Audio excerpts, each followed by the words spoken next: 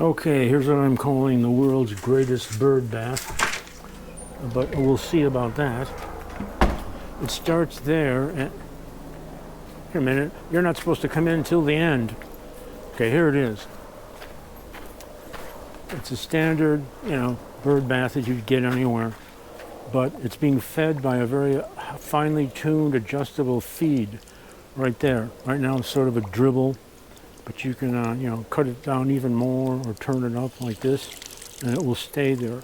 Sometimes you have to adjust the flow because it's the sound of the water that attracts birds. Starts here, regular garden hose, and it can be on all the way or half or anything. It's not sensitive to that at all.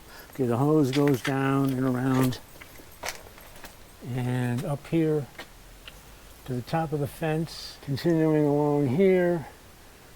You route it any way you can, like this, down to that corner, along here, and finally ending up going into the top of that barrel, like that. It's actually an old oak cask that they use for making whiskey. They cut them in half and sell them for 35 bucks each. It's a pretty good deal. Yet they have to stay wet or they'll leak. So the water goes in there, something magic happens in the barrel, and it comes out here and down there to the end, which we saw before. So here's the barrel. Take the lid off. What's inside? Water comes in through here, through this hose. Hose goes down to the bottom, curls back up, so we can go into the bottom of this, like that. This is a toilet siphon, like you have in the back of your toilet. The water has to go from, the problem is, you're going from, lift that up, you're going from the outdoor gardening world to the indoor plumbing world. And those two are completely incompatible, so you need this as an interface. It's this nut right here, plus this piece, I forget what it's called, that lets you run it to this narrow hose, which is what the siphon needs. So sometimes the little hose comes with a siphon, sometimes you buy them separately. So I'll put the brick back on a hose, which holds down the bottom of the siphon. The top is held in place with this. It's wired against this spacer. The spacer is there because the walls of the tank aren't vertical. So what does the siphon do? It's got this float here. As the water runs out, the float goes lower and lower until it hits a threshold.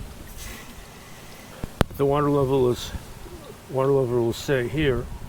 The water runs out, dribbles out, dribble, dribble, dribble. The float hits the threshold, and it goes, just like your toilet.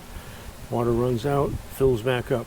Just make sure that the lowest the level is always above the hole where it runs out.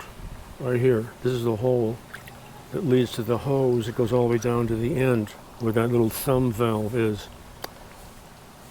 So what's the point of all this?